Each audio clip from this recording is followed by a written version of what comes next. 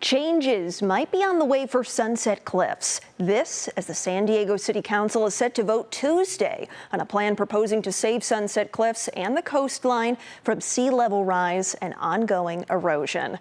Good evening, and thank you for joining us. I'm Steffi Roche. And I'm Steve Price. This proposal is to remove parking on the cliff's edge and reconfigure Sunset Cliffs from 2 lanes north and south to just a single southbound lane. But as you can imagine, this plan is being met with hesitation and questions from some community members. I spoke to residents and city leaders to hear the differing perspectives. The cliffs are like an old surfboard.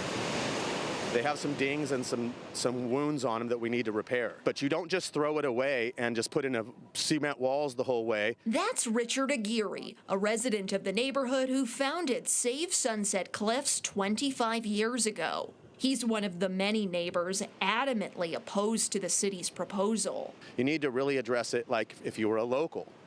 Start repairing the boulevard, save the boulevard, and keep the actual paths that have been in place for centuries. Should we really be running boulevard traffic of tourists down residential neighborhoods in our neighborhoods? It's part of the Coastal Resilience Master Plan led by the City Planning Department. It includes creating a protected walkway for pedestrians and cyclists. Julia Chase, the city's chief resilience officer, tells me the proposal aims to address the growing risk of coastal flooding, erosion, and protect San Diego's critical coastal assets. We are looking at locations that are more vulnerable to sea level rise in the near term. Thursday, the Peninsula Community Planning Board shared this official recommendation with the city. In it, the board voices support for the city's proactive efforts to address climate change and the potential impacts of sea level rise, but states the board is opposed to the conversion of the boulevard to a 1-lane road. The plan here for our neighborhood is they want to take off all of the parking lots that are on the linear side of the park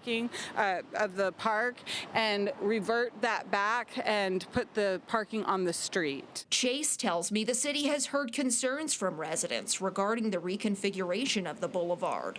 And as this concept moves forward, we recognize that additional studies need to be done. We have scope for them in our grant. That would include traffic studies to understand exactly what are the traffic impacts going to be. It's ridiculous. But for people like Aguirre, he argues this will only make the cliffs less accessible for San Diegans.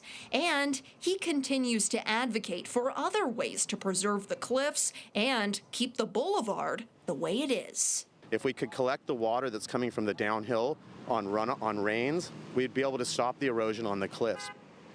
Meanwhile, City Council member Jennifer Campbell shares she is supportive of the coastal plan, citing that the city must do what it takes to preserve beaches and our region's coastline before it's too late.